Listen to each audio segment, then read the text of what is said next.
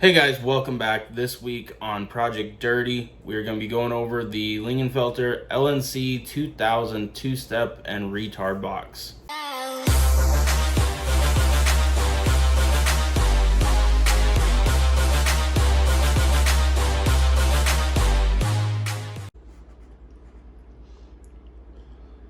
Alright guys, so there's the number from Lingenfelter. It's the LNC-2000. It's a two-step. You can use it for boost retard, nitrous retard, just all around a good box. So we got it opened up here. First thing it comes with is going to be the box itself. It's a real sleek, well put together unit. It has your wiring. These just plug in line with your coil packs. You'll have a red, a purple, a black wiring connector. This is to be used in conjunction with a GM 3-bar map sensor for boosted applications. And then these are your activation wires. You have a gray, orange, green, and yellow. And we'll go over what each one of those do separately. All right, guys, so first things first. This is the unit itself.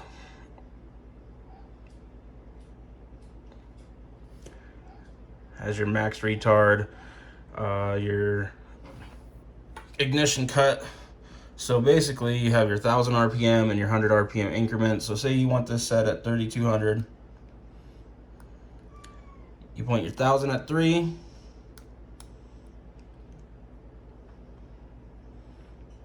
And you go back to your hundreds and put that at 2, and that sets at 3200, or vice versa. Anything you want to go. Say you want 2300.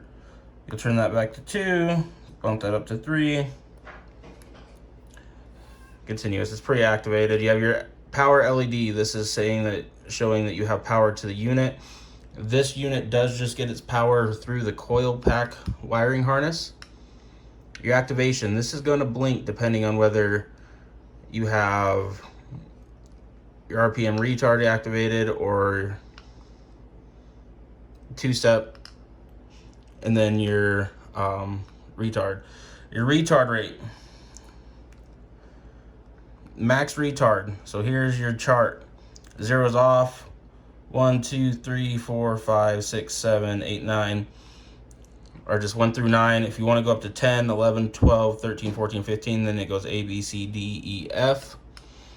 So, for example, on my particular, I'm going to be pulling 8 degrees of timing. So I'll have it clicked over here to 8.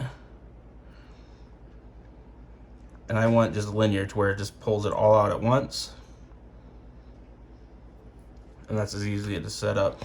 Until I go to an aftermarket converter, I'm going to have my two-step set at 1600, which is about what I can stall at.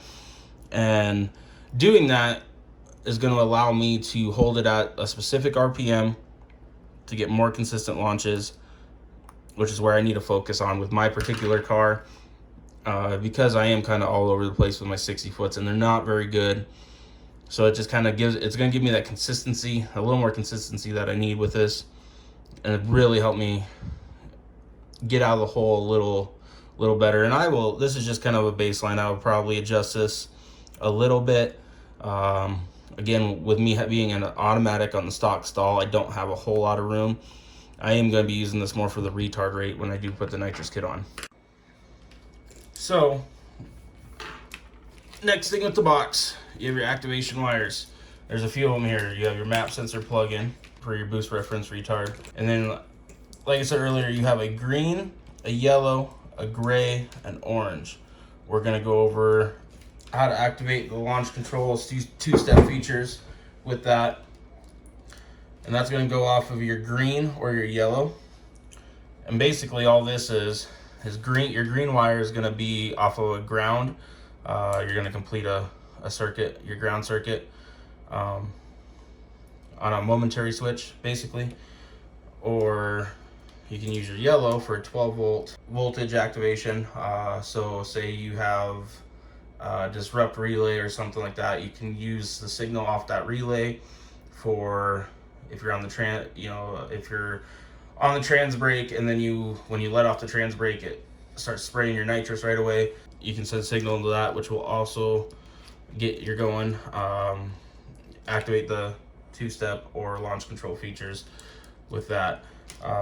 Personally, the way I'm going to be wiring it up, I'm just going to be doing the ground signal on a momentary switch to activate the two-step launch control features. Now, as far as the ignition timing, retard, there's a couple ways you can go about this. Again, this is for your map sensor. It's set up for a 3-bar GM map sensor. The other way is to get a 12-volt signal onto the orange wire. And you can do this with nitrous, guys. You can, if you're running a wide open throttle switch, you can have it go off that. Nitrous controllers will sometimes have a 12-volt output, and that's where this would go. Whether you have a button or a watt switch or a controller, however you want to do it, this is the wire that you need to go. You can pull up to 15 degrees of timing with this box max. That's just going to kind of depend on your tune and what you're running for a shot, how big of a shot, how much boost you're running. You can go with boost, you can kind of go more of a degrees per PSI. And they do send in the quick connects. You'll see on all these trigger wires on the box harness, it has the connections, and they all are color coded accordingly. So that way you can have a quick connect on it too. The next thing is mounting it. I like that they sent self-tappers. Be careful with them. I also like that they sent the Velcro tape. Honestly, I would do both. A couple things to keep in mind when you're mounting this box. It is water resistant. It is not waterproof. Everything on this box is sealed. They're not designed to be like pressurized. So if you're spraying down your engine or something with a pressure washer, stay away from this, pull it out. You don't want to get water in these. That being said, you also don't want to have them around heat, so just be cautious of, you know, where your heat's radiating from your exhaust manifolds or turbo housings or whatever you have that could produce heat. And the other thing is keep them away from like nitrous solenoids or anything that has a magnetic pull. They are a pretty sensitive unit. I mean, with any electronics really. And that kind of brings us into the voltage suppression diodes. And that's just these guys. So things like trans brake solenoids, line lock solenoids, you know, nitrous solenoids, they can backfeed voltage through the system. And this is these are just to prevent that. You know, these are a good idea no matter what. They're 100% needed with this box. And I will throw up, there's simple to put in. I'll throw up in the instructions.